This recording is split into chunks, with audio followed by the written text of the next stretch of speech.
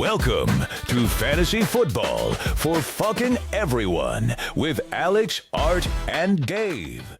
What is up, everybody? This is Alex. This is Art. And this is Dave. And this is Fantasy Football for fucking everyone. Sorry, Millie. It's 2026, brand new season. I am jumping out of my skin right now. I am so excited. We have so many awesome things going on this year, guys. First, you've heard, we have intro music this year. Third year in, we're leveling up with intro music. And Art has something to announce, too, if you saw his video he posted this week. Look, if you didn't see the video on Instagram, shame on you. You're not a real one. Get on board because the time is now. This is season 3 of F4E, and we are partnered and honored and excited to be partnered with RotoWire for their smart money tool. Let me tell you about this smart money tool as we go through the show. Alex is going to tell you more right now, but if you want to be a smart bettor and you want to save time and money and build a bank, we have the way. Alex, tell us more.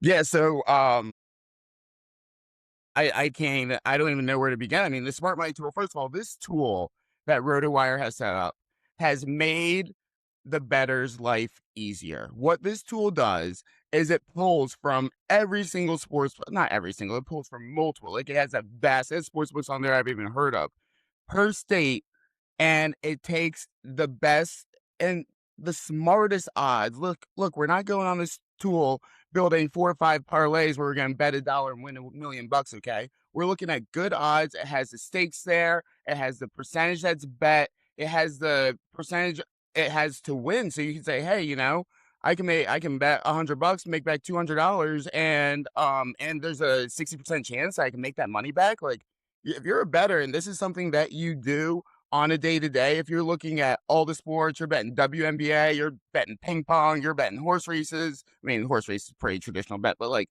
I don't know, Russian horse races, go use the smart money tool. And RotoWire has really hooked us up by giving Fantasy Football for fucking everyone a promo code. Go on to RotoWire, sign up, first purchase, 10% off your first purchase, promo code F4E. And we made it super easy for you all. Go to our Instagram. Make sure you hit that follow. Like Art's Reel. And we have the RotoWire Smart Money Tool on our Instagram and on our brand new YouTube channel. So, folks, I can't even talk. I'm so excited. Folks, you get to see our ugly mugs on your screen whenever you want on YouTube now. You don't just hear our annoying voices. You get to stare at our faces as we make these crazy takes and we talk about fantasy football and sports betting all year long. I mean, Dave's speechless right now. He's so excited. He doesn't even know what to do. He hasn't even gotten off the smart money tool since we announced our partnership. Look, just realizing people were going to get to look at me all the time. I didn't realize we were blessing them with that too. I mean, hey, we'll give them all the content we can, you know? Look, I can't let the moment pass. If anybody is out there betting on Russian horse racing, and if there isn't a horse named Scootin' for Putin, then someone's missing out, and I need to make an investment. I'm sure we got some cricket guys on this podcast listening all the time. You know what I mean? So we're branching out for everybody now. Yo, highlight. Art speaking my language. We're gonna go do some highlight down in Hialeah. Let's go. But guys, we have a bunch of content coming out this summer, of course, with partnering with RotoWire. And then also, I mean, this is the time to take advantage. This is the time to do your research. We're looking at, you know, we're in the NBA, NHL semis. We got baseball going on, but football, it's really time to lock in. We've had a lot of training camp news come out this week already. Aaron Rodgers last season, Malik Neighbors' second surgery with his knee. Rashee Rice is rehabbing his knee in county jail right now. Like, we have a lot of things going on, so we got to make sure that we lock in. So when we get to our dynasty drafts, if you haven't already had them like me, and your redraft, your keeper drafts, you have this information so you're not missing out on valuable picks or picking players that don't have as much value as you think. And we're already right in the middle of best ball season, Alex, so we need to be keeping our eye on these things all the time and letting people know as there's some movers and shakers, you know? Yeah, so what we're gonna talk to you about today, everybody, is Arts has some quarter season futures for the MLB. some lines that he likes, kind of where we are a quarter way through the season, and how we're looking at how the playoffs are going to shake out this year. And we're also yeah, and we're also going to talk some best ball. We want to talk about some players that we really like, some players that we feel like are overvalued and undervalued, and we're just going to take you through and give you first episode of the year. So let's kick it off. You've been checking out baseball. I don't know baseball. I mean, I wear my Marlins hat, but Hey, you guys, know, go ahead, Dave. Let him have it. Tell him. well, I was just gonna say real quick, is it okay if we refer to Art as our resident MLB expert? I feel like that's a title he needs. You know what I mean? I can't believe we haven't done this already. Approved. We're done. Our resident MLB expert. Give the people what they want. Let's talk some baseball. There we go. We will give the people what they want, and it's a nice change of pace here. We get to throw in other sports as part of our partnership with RotoWire. We want to broaden the scope of what we do here at F4E. So yeah, we've got some exciting things to talk about here as far as the MLB is concerned. We've just passed the quarter point of the season, and it's a really telling one, right? Like that's spring baseball, right? The early portion of the spring, the first month. Teams are working out their kinks, and even the best teams don't always quite show their mettle and their proof. But right now, we're seeing some early returns on who should win their divisions, who should be in the wild card, and maybe a couple surprises. But I will say this: it is very clear to me there are a lot of teams, a good majority of the MLB, are teams that are around 25 wins. The cream of the crop is already 7+ wins above that. So really, right now, that's not going to cut it. And where we're looking at, we'll start off with the AL East. The AL East is really simple. You've got, well, I don't know if I call it really simple, but the top two teams are the teams that make the biggest returns, right? So you've got the Rays leading the league or leading the division with 34 wins and 15 losses, and you've got the Yankees behind them at 5.5 games with 30 wins and 22 losses. Lurking behind them, you've got the Toronto Blue Jays, but then you've got two teams that really, I don't think they want to win baseball this year with the Red Sox and the Orioles. They're in the cellar. Their run differential is hot garbage. It literally, the top two teams in the Rays and the Yankees and the bottom two teams in the Sox and the Orioles, drastic difference. And I don't think that's going to change. I think the rosters for the Red Sox and the O's aren't going to get any better. And for the Yankees and the Rays, they would likely be buyers at the trade deadline. So before we get all ahead of that stuff, right now, the Rays in their last 10 are 8-2, and the Yankees are 5-5. So like really, they're not. I'm sorry, the Yankees are 4-6. So the Rays are sort of separating themselves, but we do know how talented that roster is for the Yankees. Yankees are capable of going on long win streaks. And when it comes down to it, they're getting Garrett Cole back here, I believe, in the next week to 10 days. So their pitching staff only gets better as he's on his assignment from rehab. Garrett Cole's a rock solid guy that, is in his mid 30s and has done this a billion times. So I expect the Yankees to put a run in at the Rays. But ultimately, I do expect the Rays to still win the division, but the Yankees will be the toughest wild card potentially in MLB history. If we look at the AL Central, we've got the Guardians leading the way at 31-22. They are 9-1 in their last 10. The Gardos are hardos when it comes to the NL Central. They're really just sweeping up. And here's the thing. I mean, come on, you can't not get a little bit of humor and goofiness from me. Behind them, you've got the White Sox. Go ahead, Alex. Go ahead. Here, lay it on me. Lay it on me. Well, I'm just the Hardians. Like the Hardians is where I'm at right now. Like, like that's just that's. I know it's that's what it's stuck on that one. All right, so what are some lines that you really like at the quarter season that you're looking at, and if you had you had $100 burning a hole through your pocket, you had to put it on one team a quarter way through, who would you put that on right now? Yeah, I mean, right now, if I'm going to put it on anybody, I'm going to pick the AL West winner for the division. I'm going to pick the Mariners. Right now, they're sitting in second place. It's plus 100, so it's even money to get the Mariners. And you know what? I'm going to refer right back to the smart money tool. And if you're looking to win money in a calculated fashion, here's the way to do it.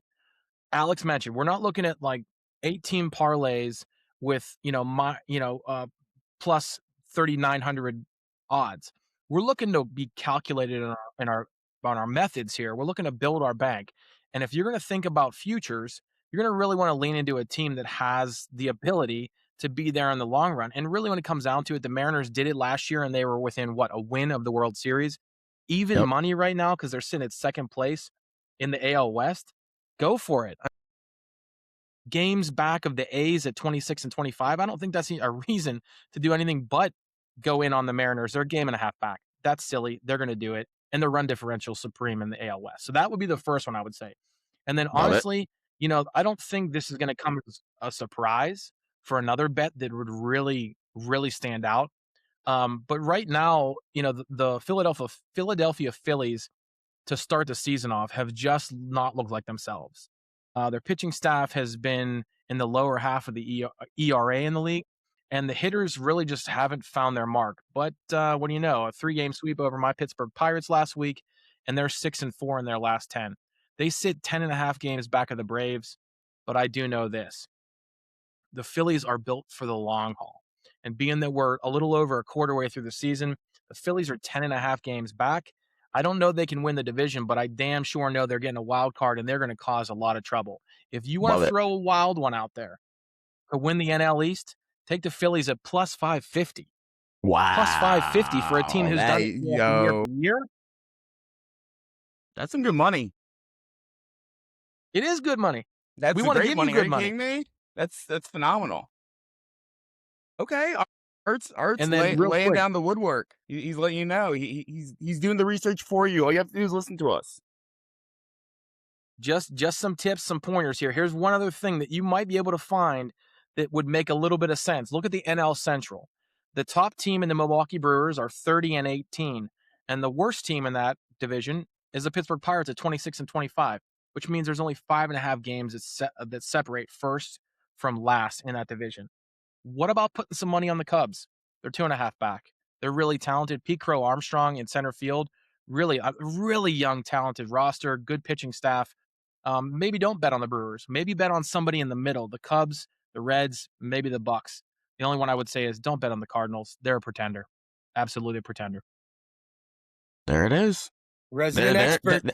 That's first knowledge of the year. We're talking baseball on fantasy football for fucking everyone, guys. We got the smart money tool. We're giving you money off on the smart money tool. Art's hitting you with the crazy odds on how you can make a lot of money. So we're locked in, guys. And Art, you got anything else? Baseball? Is that all your secrets? No, it's exciting. I want to touch base on this more frequently. I played catcher for a good majority of my life and really loved it and missed playing the game. So why not at this stage be able to help people out, make some money, and enjoy the game I love? Yes. No, I love it. We're expanding. We're getting better. And we're gonna have a lot more content like that for you. Especially this off season, and as we're getting more into training camp. We just went through rookie camp, OTAs for football. We're definitely gonna be hitting you with some more baseball, some the NHL, NBA finals. We're gonna be locked and loaded there. But this is fantasy football for fucking everyone. So we do want to make sure we touch on best ball right now, because right now we're in the heat of best ball season. I've done about 6 best ball drafts myself.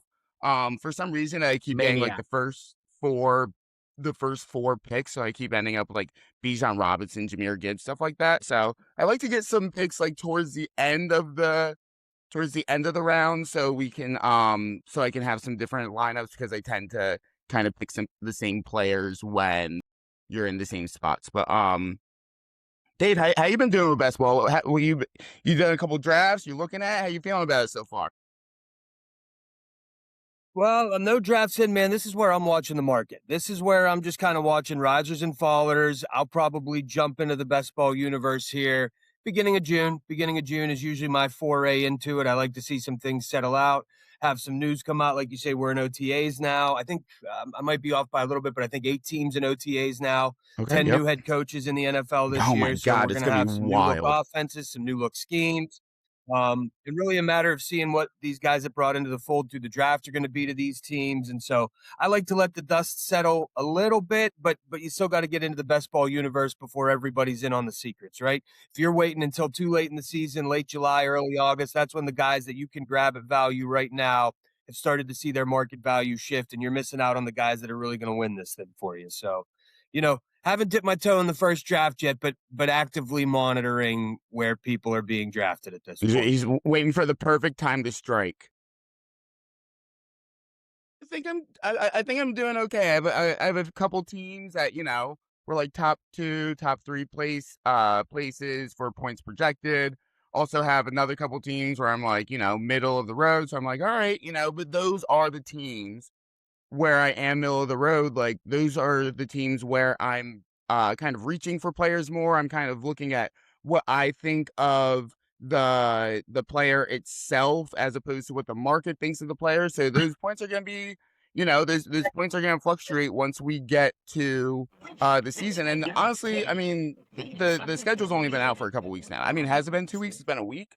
Schedule's been out for a week. So we just got the bye week. We just got all the information that we need to really have a full picture of what's going on for best ball going into training camp. Because doing those best ball drafts before the bye weeks came out were wild, and some things worked out. And I think on one team I don't have a tight end playing in week 11, so you win some, you lose some. Yeah, absolutely. But absolutely. Getting into it, Go ahead, I was just going to say, you said most of your picks have been in the top 4 here. Who have you been leaning into with those top 4 picks, and what kind of does your 2-3 turn start to look like? The top 4 picks, I mean, I'm gonna lock in either Bijan, Jameer, when I can in those top couple picks. Besides that, we're gonna go Jamar Chase, and we are gonna go Puka. JSN is gonna be my 5th guy off the board. I think JSN, it's not gonna be as easy for him to repeat the season that he had last year, especially since they didn't give him any help around him. He's still rocking Cooper Kupp as his 2. They did bring in new offensive coordinator, Brian Fleury from San Francisco. So I have some thoughts about the tight ends in Seattle. But yeah, I'm thinking JSN is my 5th guy off the board there. And then at that 2-3 turn, if I'm getting a running back, I'm coming back. I mean, Rashee Rice was a big one for me. Not anymore since he is rehabbing in county jail right now.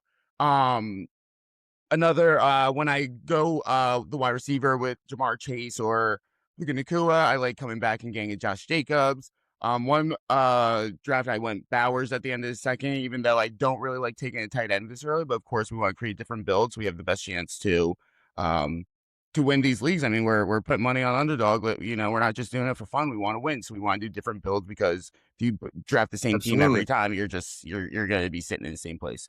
So yeah, I think we're absolutely looking at ceiling on all these things.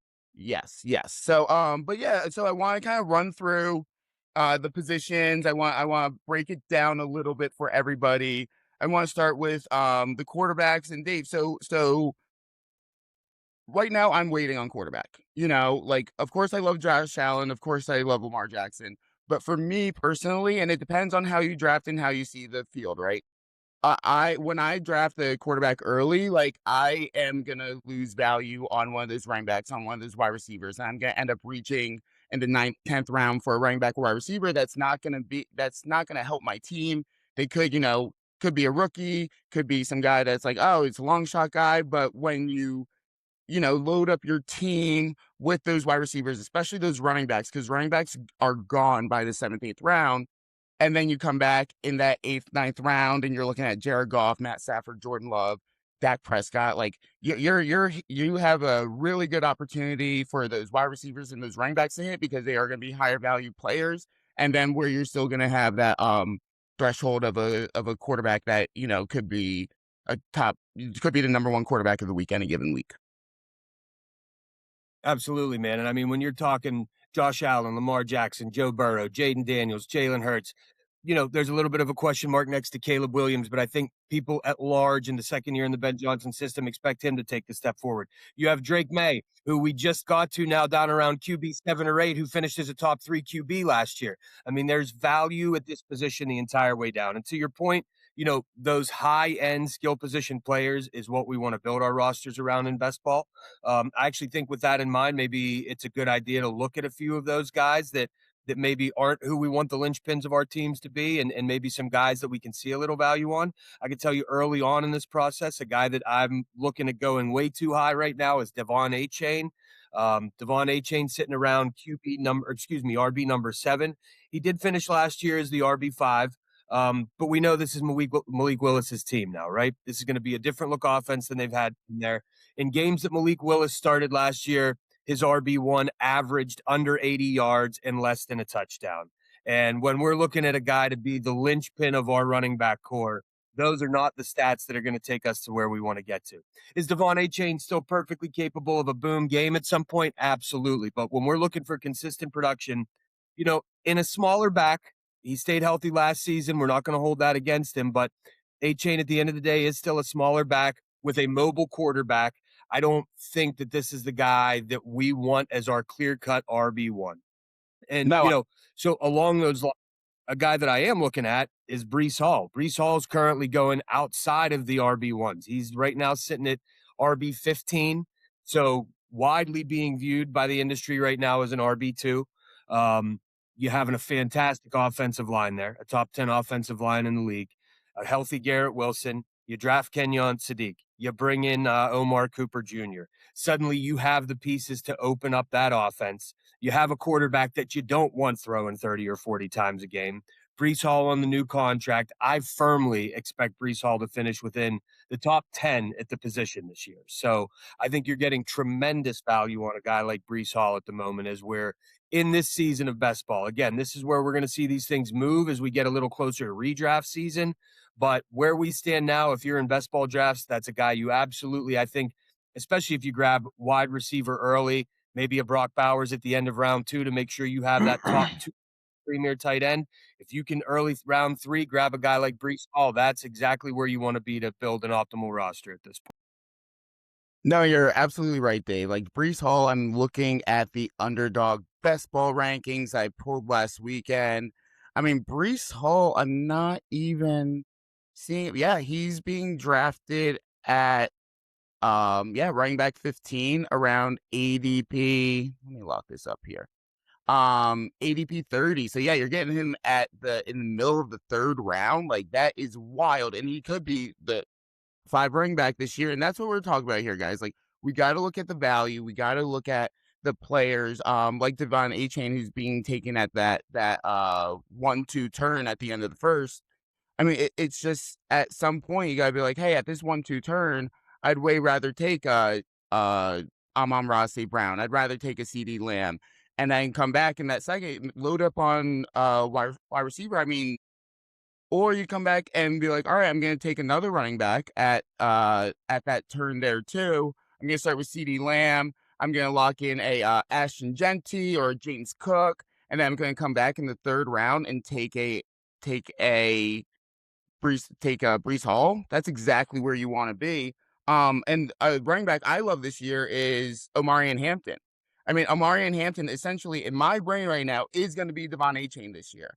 Omarion Hampton being drafted into the began the 2nd round. Think about this build. I actually wrote this build down because I love it so much. You go Justin Jefferson with Kyler Murray at the, like the 1.8. You come back at the 2.4. You get Omarion Hampton. This is crazy because I didn't even realize this. In the 3rd round, you go Breece Hall. 4th round, you go Ibuka. Are you kidding me? Like, you start with that build in best ball, you're like, you spend that money. You're taking it. It's gone. You got it. It's in your bank account. Like, you could go ahead, cash out, go to a nice dinner because you already won your league if you start with that build.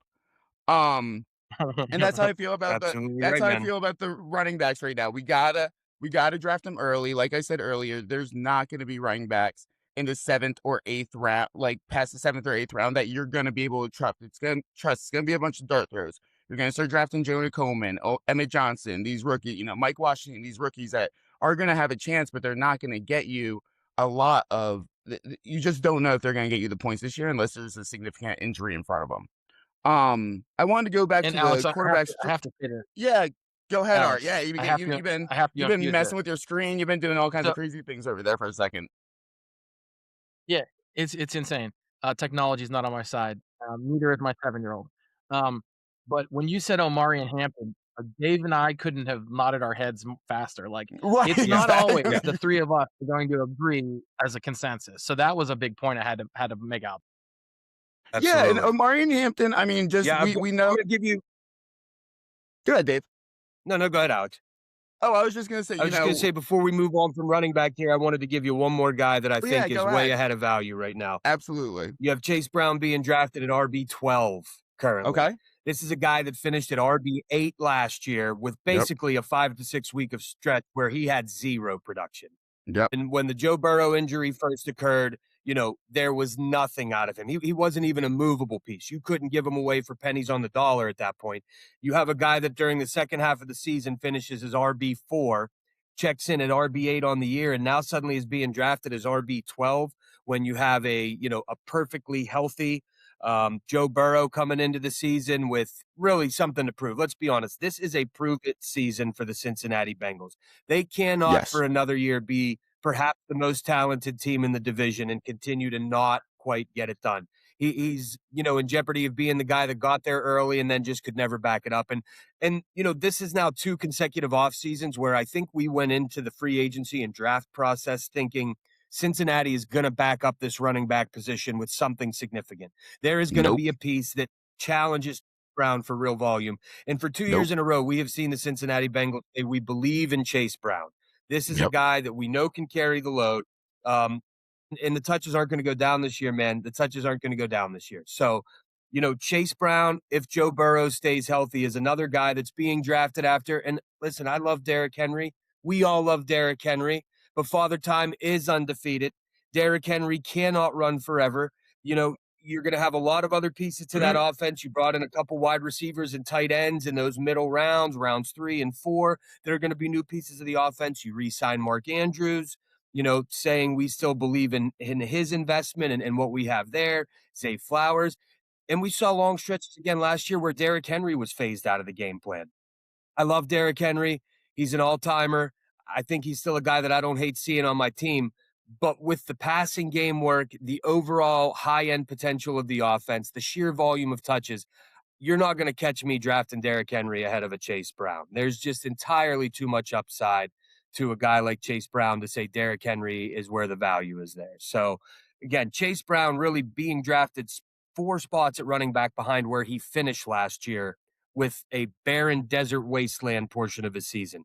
Chase Brown is house money all day long, too. I just had to give him a shout before we move on to the wide receiver position. No, Dave, I think that's perfect. No, that's an amazing point. I mean, where Chase Brown is being drafted and the fact that the Bengals haven't invested in another running back, we know Chase Brown is going to get the majority of his carries. I mean, they still have Samaje Perine, and that's just because he's a great pass protector. He's a great third down back for when the Bengals are going to throw and protect Joe Burrows, but there's nobody in that backfield that can compete with Chase Brown for more touches. And I think that's a trend. I mean, we're looking at running backs like Derrick Henry at the 17th pick. I mean, even Kenneth Walker at the 16th pick. Jeremiah Love at the 23rd pick. When you have players like Chase Brown at the 18th, like Josh Jacobs at the 26th, 27th pick, who had, again, they did not invest in running backs behind Josh Jacobs. Same with Breece Hall, Kyron Williams, Javonte Williams. Like, all these guys are going to get the opportunity. Kyron Williams is a little funny this year because Blake Corum did show out a couple games last year, but we all know Sean McVay doesn't like to have a rotational back. He wants to just lock it in with one guy.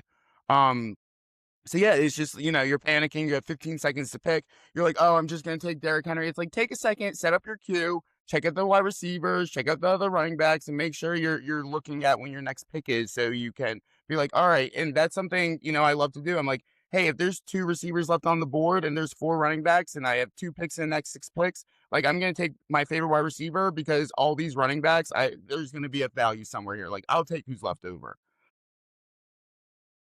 No, So yeah, and Alex, I think you hit on it there. You kind of breezed past it real quick, and I'm sure most best ball guys are doing this. But for anybody that's new to the pod or might be stepping into the best ball universe, have your queue ready to go. yes, This isn't your redraft league where I know I can scroll down and find that guy in my minute. I got no. nope, Have your queue ready to go, man. Those 15-second picks happen quick. You need to have your guys ready to go so that you don't have that moment of panic and you miss out on opportunity. And really, just to reinforce the point I think we're trying to bring home here overall, first 3 rounds of a best ball draft, first half of the fourth, maybe even entire fourth, I'm not touching a guy that doesn't have top 5 upside. There's a lot of consistent players in that space, but if we're playing to win the game, I don't need a guy that I know is getting me 11 or 12 a week. I need a guy that may very well be the guy that goes 18 a week this year. So first 3 exactly. rounds, if you don't have top 5 potential, you're not going to be on my roster. I'm sorry. I'll swing on upside every time in the best ball universe. You have to. That's what it's for. I mean, my favorite wide receiver to draft in best ball is Jameson Williams. Anytime I see Jameson Williams in best ball on the board, I'm like, yeah, like he is make or break. He could go for 30 or he could go for 0. And when he goes for 0, I'm gonna have those other players that are gonna cover for him this week that have the consistency. But best ball, it's boom or bust, baby. I love best ball. A couple. And to your point, man, Jameson Williams currently being drafted as wide receiver 23, 48th overall. So end of the 4th round, beginning of the 5th round. And there's a guy that finished inside the top 12 last year. It's So insane. great call out on JMO. So I think so. Right now, what we're looking at is for quarterbacks, we want to wait on the quarterbacks. I mean, the point I didn't bring up earlier is 3 of the top 5 quarterbacks that finished in the top 5 last year were drafted outside the top 15. So you have Matt Stafford, he's drafted at quarterback 23 last year, finished as quarterback 3. You have Drake May, he's drafted at quarterback 17, drafted at quarterback 2. And all right, I can't believe we haven't talked about this, but we have to get into this real quick. Our boy got his hair cut. He said, I am a top 5 quarterback. He was drafted at quarterback 21. He finished at quarterback 4. And we have a fresh fade on Trevor Lawrence. He's looking good. He's ready to go. He doesn't look like a teenage girl anymore. And this is somebody you got to buy into. Art, can we hear you right now? Or are you just speechless? Yeah, see, the thing is I requested him to go to cornrows. He's halfway there. He's not really at the peak of hair for Trevor Lawrence, okay? He shed his emo stage. He traded in his skateboard for some better transportation, but he really only went halfway. I can't give him full credit for going halfway on the haircut. He definitely went forward, though. I mean, we can all agree. He moved forward, yes. Yeah. He leveled up. Trevor Lawrence did level up. But that's a big point. And then we come back to the running backs and just take them early. I mean, I have a couple sleepers here, like for running backs that you can take at the end because, of course, you're going to, spruce up that lineup at the end of the draft. You got your 3 running backs, took a bunch of receiver. Love Tyrone Tracy in the 13th round. Running back 28 last year. After Scatabo went down in week 8, and Tyrone Tracy really picked up the pace in week 11. And Scatabo, he's a wrecking ball. You don't know if he's going to get injured. He's going to get the bulk of the carries, but Tyrone Tracy coming in on those passing plays in that new Matt Nagy offense, which is also kind of like, I think he's a value pick at the end of the day. I think Tyrone Tracy can get you points at any given point, and that's what we're looking for in best ball. And Alvin Kamara's free. Alvin Kamara's free right now. He's a 17th round pick. Yes. If he stays in New Orleans, which I am thinking he probably won't once injuries start picking up throughout the offseason, I think he'll be moved. But if he stays in New Orleans, he's going to be that receiving back. Travis Etienne had 36 receptions and 6 touchdowns for Jacksonville last year in the receiving game. That he's not going to get 6 touchdowns in a receiving game again. And Kamara had 33 receptions in 11 games last year. And Kamara's always been a receiving back. That's where he's made his bread and butter. Never rushed for 1,000 yards. So he will be that receiving back in that Kellen Moore offense. And I think there's going to be value there for Alvin Kamara, even though they signed A-Chain to a big contract. No, I completely agree. And, I think the early thought process there was that this was, Alvin Kamara was going to go away quietly. But if you've listened to anything he said in the press lately, he seems very happy to have Travis there. He's very excited about what they can do as a tandem. And I don't think that that's a player that they're suddenly just going to phase out of the offense. So, No. yeah, I agree with you. You're grabbing Alvin Kamara late. There is tremendous upside there. And again, if there's an injury to Travis Etienne, then you're in real money with Calvin Kamara. So, Yeah, no, I think that's how we have to play it, and that's what we gotta look at best ball. And let's get into wide receivers, Dave. I think my big theme with wide receivers is we have to look at the amount of opportunity the wide receivers are gonna be given this season. I think that's something we missed on JSN last year. I think I kind of had, I mean, at least personally, I had the thought process like, oh, he's the only guy there, so they're gonna cover, they're gonna double team him. They're gonna cover him tightly. There's no other competition. When really, I underestimated Clint Kubiak's ability to run a very efficient offense, very efficient passing scheme. His ability to lean into JSN's route running ability to get open in zone and against man coverage. And I mean, the proof is in the pudding. JSN blew his ADP out of the water. He was the number one wide receiver last year, offensive player of the year. So we're not going to find that though. We're not going to find JSN, or at least we're not going to tell you. I'm not going to sit here and tell you, hey, I got the next JSN here. But we do have a right. bunch of guys that are going to have opportunity to have great value, and that's what we want with these picks. We want to make sure that we are getting the best bang for our buck when we're drafting in fantasy football, but especially with best ball. Yeah, no, complete and total agreement, man. And, as I'm talking about in these early rounds, you got to swing for the fences and look for the upside.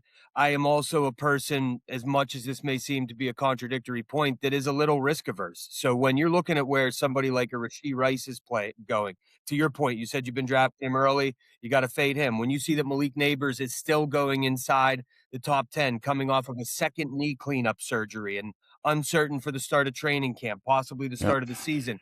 That's where, if Malik Neighbors falls as we get closer to redraft season and I can grab him in the late fourth, oh, Malik Neighbors is going to be on my All team day. every time. But that's where you suddenly start to see the value of the player against their potential ceiling make some sense. Grabbing him at wide receiver 9, he's your wide receiver 1, and there's Yep. just nothing that's going to help me put my eggs in that basket at this point. Some guys I'm looking at, um, Lad McConkey hovering around wide receiver 20. I think that Mike McDaniel offense is going to really put a lot of emphasis on Lad McConkey and what he brings to the table. Keenan Allen's gone. There is always a chance that he resurfaces at the end of training camp and maybe re-signs with the team. We're going to have to roll the dice every once in a while. But Lad McConkey, I think, becomes the cornerstone of that offense. We haven't seen a true Quentin Johnson stereotype receiver in a Mike McDaniel offense, especially in his time in Miami. But we have seen Lad McConkey type players. And talent-wise, another guy I'm about to talk about is Jalen Waddle. But talent-wise, I think Lad McConkey's there, and perhaps, even a little more talented at Jalen Waddle in terms of just pure route running and his ability to create space and get open. So I'm looking at a guy like Lad McConkey, who's wide receiver 20, and I think clearly has top 15 upside. I mentioned Jalen Waddle here just a second ago. Yep. Jalen Waddle currently going as wide receiver 24. Let me just tell you, anybody that drafted Cortland Sutton thinking he could be a wide receiver 2 last year was brutally disappointed. They spread the ball Yeah. around, which I expect them to do in a Sean Payton-led offense, but they went out and got themselves what they saw as a number 1 in Jalen Waddle, without question. Yep. And the volume Absolutely. is going to be there. Bo Nix's health to start the season, I think we need to keep an eye on, but Jalen Waddle is going there to get 120 plus targets. And I think at wide receiver 24, again, the ceiling beyond there is significant. And the You third one I'm going don't to give you, and then I'll oh, back in. No, go ahead. oh you don't trade, what, they trade 2 first-round picks for Jalen Waddle? You don't trade 2 first-round picks for Jalen Waddle if you're not gonna put him in your scheme, like, especially with all the wide receivers they already had there. It's an embarrassment of riches there in Denver right now, and they're like, no, we still need Jalen Waddle. So you at wide receiver 24, that is a huge, huge value. And like Dave just said, he's looking at 120 to 140 targets this year. We know Bo Nix can sling the football. We got J.K. Dobbins coming back. They invested in that backfield with Jonah Coleman. Yeah, I love the Jalen Waddle take. So who else you got? What other wide receivers you loving on this year, Dave? Yeah, and again, just to drive that final point home right now, Jalen Waddle currently being drafted as wide receiver 24, low It's end wide insane. receiver 2, with clear cut wide receiver 1 value. I mean, those are the guys that we're in on. And I'm going to give you one more, close to my heart here. We've got this Packers Bears thing that happens. We love each other nonetheless, but DJ Moore finally gets to go become an alpha. And DJ Moore being drafted as, wide receiver 27, a wide receiver Yep. 3 right now. I'm not going to say where DJ Moore is at right now is where Stephon Diggs was when he was moved to the Buffalo Bills. I do think there's a little bit of an age and skill gap there to a degree, but he steps into this offense as the clear target leader. Yep. I think he brings an explosiveness to that offense that is sort of what they've been wanting to do with Khalil Shakir for years.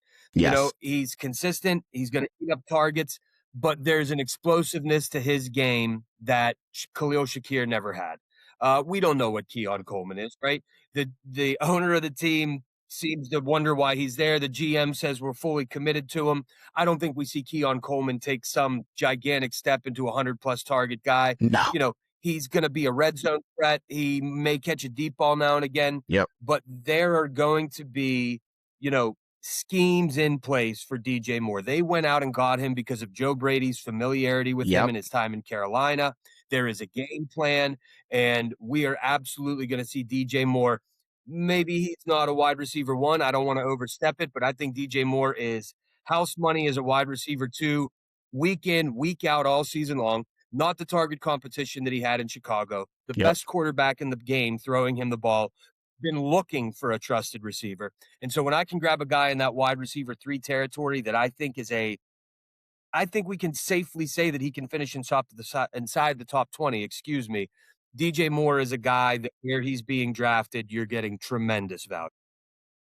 Oh, absolutely. And you could get DJ Moore at his ADP is 53 right now. So you get him at the beginning of the 5th, end of the 4th round. I reached for him at the end of the 4th round with ADP 53 because he has wide receiver 1 upside, and the latest example we have for an alpha receiver being in Buffalo is with Stephon Diggs, and Stephon Diggs used to rake in 140, 150 targets a year with Josh Allen. And it might not be that, but if we're doing 80 to 90% of that, that's over 100 targets, and that's exactly what we're looking for. Especially like you said, Buffalo has been looking for an alpha. They drafted Keon Coleman in the 2nd round. Didn't help them. They're hoping to lean on Khalil Shakir, and they haven't been able to make it over that hump. They're in a culture change right now. Getting rid of Sean McDermott, bringing in Joe Brady. Joe Brady was with DJ Moore when he was offensive coordinator of the Panthers, and DJ Moore was going off when he was with Joe Brady. So I love DJ Moore, and I've gotten him in a couple of best ball drafts.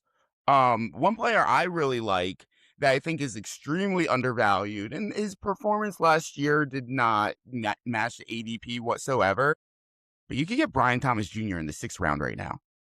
And he was the wide receiver 4 in 2024.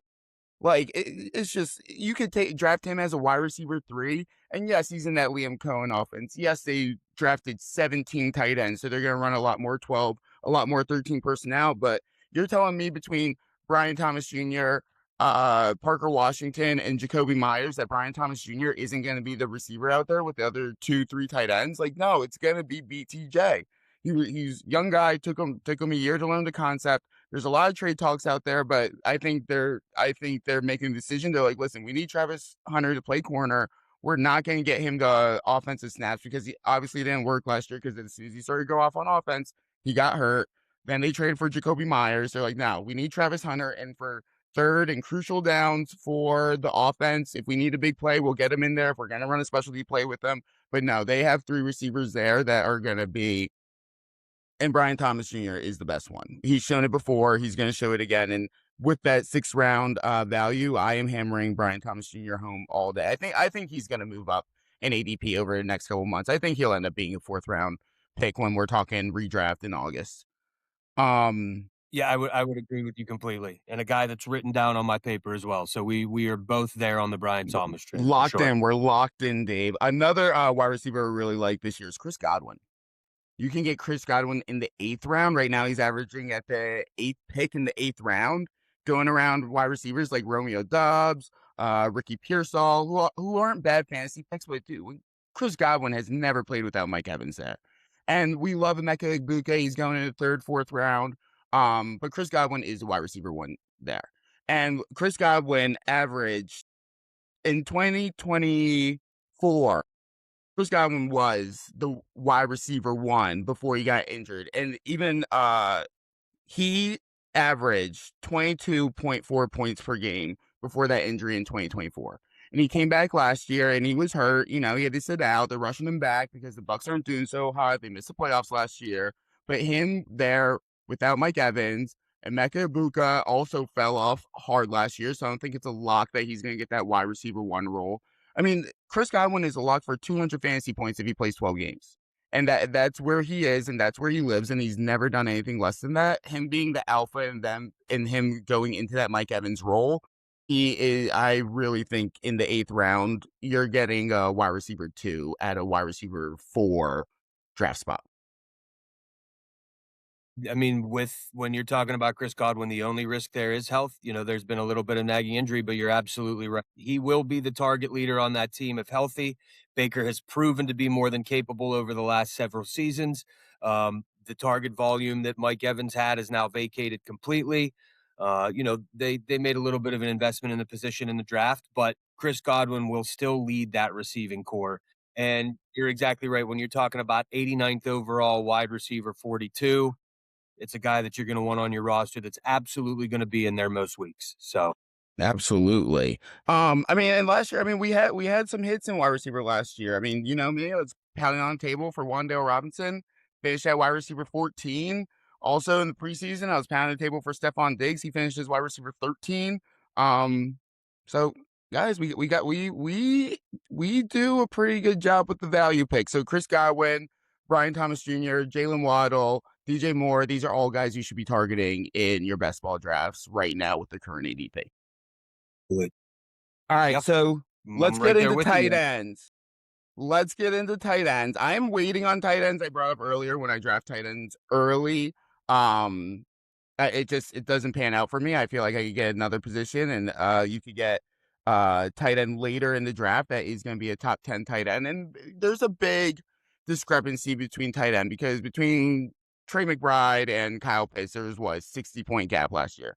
If you want to reach for Trey McBride, if you want to reach for Yeah, Brock right. Bowers, that's, you know, I have no problem with that. But also, if you're waiting, you know, to the 6th, 7th, 8th round and you're taking a Tyler Warren or a Tucker Kraft or a Sam Laporta, like I would like to live in that world. Because in the 2nd round, I want to take a who's Marion Hampton. I want to take a you know, Amon-Ra St. Brown at the end of the 1st, and then the 2nd come back with with an AJ Brown maybe. I mean, I don't know. The 2nd round receivers are weird this year right now, man. Let me look at ADP. They are, man. I have everything. We wanted to get a Lad McConkey. We want to get a T Higgins, Chris Olave, Ted McMillan. Like that's who I want to Yeah, get in the 2nd round, and not Brock Bowers. no, I mean you mentioned Tucker Kraft there, who currently I believe is the the tight end 5 off the board, Nope. but he's the tight end 5 off the board at number essentially 81 overall. That's the guy that when he went down at a point last year was the number 1 tight end Yep. in scoring per week whenever he was injured, and I think that a lot of people go, oh, the targets by Dontavian Wicks have been vacated. Romeo Doubs isn't there. What a belief they have in Matthew Golden. And I Right. would contend that just think Tucker Kraft is probably going to be healthy coming into the season. And they Yep. know he, even last year, had games where he faded. He's going to be an instrumental part of that offense this year. Tucker Absolutely. Kraft in the 80s, I think absolutely going to give you the return of, it breaks my heart to say it, but even a Colston Loveland who's going almost 35 picks early. So, love Loveland. I know what that offense is going to be, but give me Tucker Kraft in those later rounds all day long. I mean, I'm completely with you on that. And we're still looking at a guy like Sam Laporta. We're still looking at Mhm. Harold Fannin and what he did his rookie year. Still looking at Kyle Pitts, who finished as the tight end 2 Yep. last year. You have Kittle, who's going to miss some of the season, but should come back healthy. There's tremendous opportunity at the tight end position if you wait on it. Again, I think Trey McBride and Brock Bowers finish a clear level above what we're going to find with the other guys. But what I would say at tight end is find your guy and get him. Because the one thing you don't want to do is feel really good about one of these guys, and then you kind of miss that end of the tight end run, and suddenly you're like, well, I don't like Jake Ferguson with Pickens Right. and Lamb there quite as much. We kind of saw that target volume off there. They're all kind of in that same range. I would rather have a Kelsey. I would rather have somebody like that. So, and again, we haven't even gotten to Travis Kelsey in his, what's going to be his farewell season, essentially.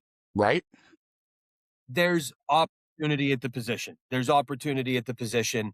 I tend to agree with you. I wait on the value, but figure out who your guy is. There's nothing worse than feeling like I really like that one and I wanted to grab him, and now I'm just stuck streaming and I don't even believe in the guy I have. Figure out who your guy is. When you get down around round 9, go smack him and get the guy that you really want. I'm happy you brought up Colston Loveland, so I didn't have to. But Colston Loveland at tight end 3, guys, we can't. I mean, he had what? He had probably like 10 to 20% of his fantasy points on 2 plays last year, or probably like 10% of his fantasy points on 2 plays last year. Just everybody around Colston Loveland. They still got Cole Kmet, Luther Burden, Roma Dunze. Like Loveland, listen, great player. If he was at tight end 6, I would not be having this conversation. But at the tight end 3 before a Tyler Warren, where they just, had Alec Pierce, Tyler Warren went off last year with Daniel Jones. I can't live in Traded that away space. Michael Pittman. Michael Pittman's no longer on the roster, and Michael Pittman's 100 plus targets. Yeah, no, I'm with you. And listen, we can pour over these stats. We can pour over value. At the end of the day, we're all human beings. And sometimes we fall back on that eyeball test. And there were just a couple times watching Colston Loveland down the stretch where you go, this dude has a talent profile that very few people have. And it's very easy to fall in love with him. But I think if we're drafting with our head, not with our heart, and we go, okay, where does value lie? I don't think the value lies in Colston Loveland right now. There is nothing that says. And again, you mentioned Tyler Warren going after him. Tyler Warren's not just going after him. Tyler Warren's going 20 picks after him. Right. So almost 2 rounds later than where you're grabbing Colston Loveland, you're grabbing Tyler Warren. There is nothing that justifies knowing you're going to get that value out of Colston Loveland that says, I should be pulling him 20 picks ahead of Tyler Warren.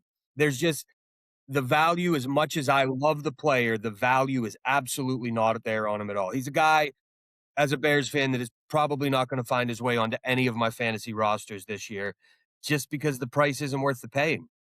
I mean, and we just talked about 2 receivers being drafted in that exact that area where Colston Love's being drafted at 45. We talked about DJ Moore. We talked about Jalen Waddle. Like, why wouldn't you want to have DJ Moore or Jalen Waddle draft as your wide receiver 2 instead of Loveland as your tight end 1, where you can wait 2 rounds and grab a Tyler Warren? You can wait another round, draft Tucker Kraft or Sam Laporta, and you're going to see the same return as a Colston Loveland, because I mean that's where they finished last year. I mean, I love Kyle Pitts being drafted. He's being drafted after George Kittle, and yes, he had a 60-point game last year. So I know a lot of fantasy football players are like, hey, a lot like, almost half his points came from one game, but that's a new offense. They got Stefanski in there. Think about what Stefanski's done with David Njoku, Harold Fannin, and now having an elite talent like Kyle Pitts. And there's no other pass catchers there. And I mean, they invested in Jahan Dotson and Zachariah Branch, but like at the end of the day with the Falcons, who cares? Like, you have Drake London, you have Kyle Pitts, you have Bijan Robinson. Like, that's where we live. It's going to be either Penix, who, I mean, we didn't even talk about it, but I love Penix this year. I think they're gearing him up. I think Tua is a security blanket. I think if Tua even does get a couple starts, he's going to ruin them. But Penix was a good quarterback last year. It was Raheem Morris that, lost those close games, and then Penix got hurt, and Penix taking a lot of heat. But I mean, he played 12 games. He had 12 touchdowns and 3 picks last year. Like, he had very good numbers, and he's running the bullshit offense. You can't say that Pitts' best games. Yeah, I mean, Pitts' best games did come with Kirk Cousins. But again, with the narrative around what Kyle Pitts' career has been to this point, this was the opportunity for the Falcons to make a clean break. This is where the Falcons could have said, we missed on this. We're stepping away. Instead of that, they reinvested in Kyle Pitts. They have him on the roster as the clear number 2 target behind Drake London. And I agree with you completely. I don't think there's any reason that, maybe his trajectory was a little slower than what we're seeing with most of these top 10 picks, especially at the tight end position. But the trajectory nonetheless has been upward. So, Yes. I think he continues to trend in that direction. And I think Kyle Pitts is a fantastic value where you're getting him this year. I love it, Dave. A couple more tight ends I have before we wrap this up is I love Juwan Johnson in the 13th round. I know they drafted Oscar Delp he was a day two pick.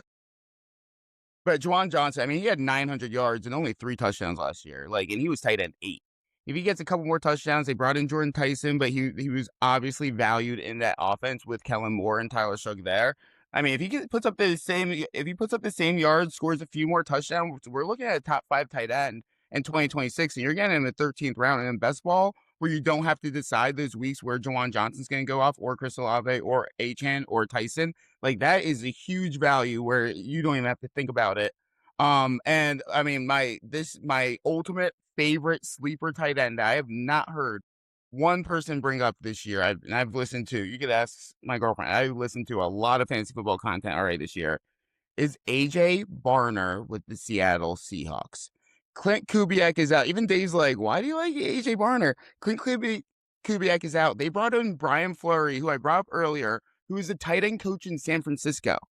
So you brought in George Kittle's coach to be the offensive coordinator, and AJ Barner played 80% of the snaps last year, had 68 targets and 6 touchdowns. He finished as tight end 14. He's being drafted as tight end 26.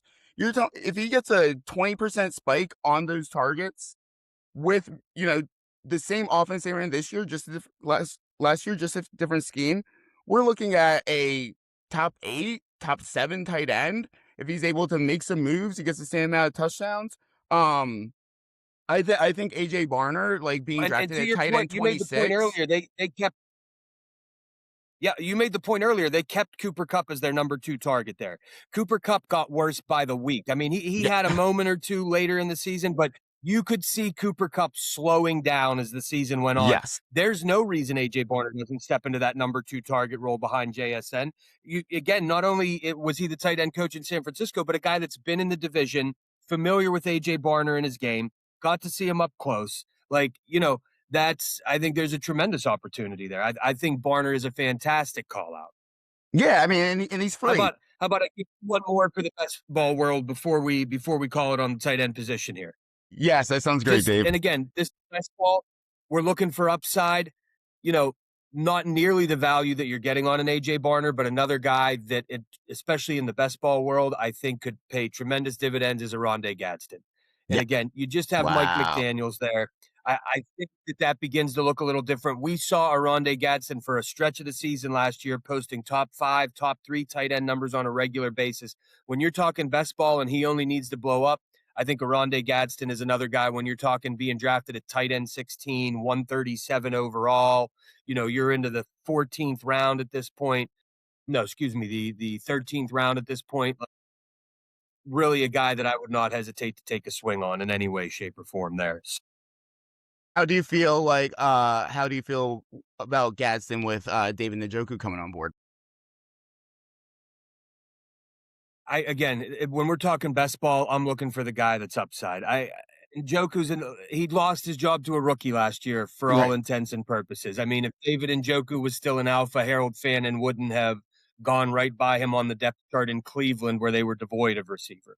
So, David Njoku, I think, is a factor, but he's also not the player that he was a couple years ago. And Harold Fannin kind of showed us that last season. Gadsden is a guy who I think is arrow up, showed some tremendous athleticism last year. I think he's going to be the first receiving option at tight end. It's just my personal belief, but I'm leaning Gadsden over Njoku for sure. Offense, yeah. No, great points, Dave. Great points. No, you're absolutely right. I mean, Njoku, we're looking at it, and Gadsden's ADP has dropped since the Chargers brought in Njoku, but They probably brought Njoku in as a run blocker. You know, Gadsden was definitely like a flex. He was more of a flex wide tight end, I think, is the way they look at the tight end. I could be wrong. Or I think the F is in line. Whatever. I'm just trying to get too specific with it. But they could be splitting Gadsden out, using him for more of the passing game. Njoku's in there to help our boy Omari and Hampton be a top 5 running back. But everybody, thank you so much for listening. Don't forget to go to RotoWire, sign up for the Smart Money tool, 10% off your first purchase with promo code F4E. I think we lost Art. I think we lost Art along the way. Sounds like his bathroom is getting flooded out, or his house, something.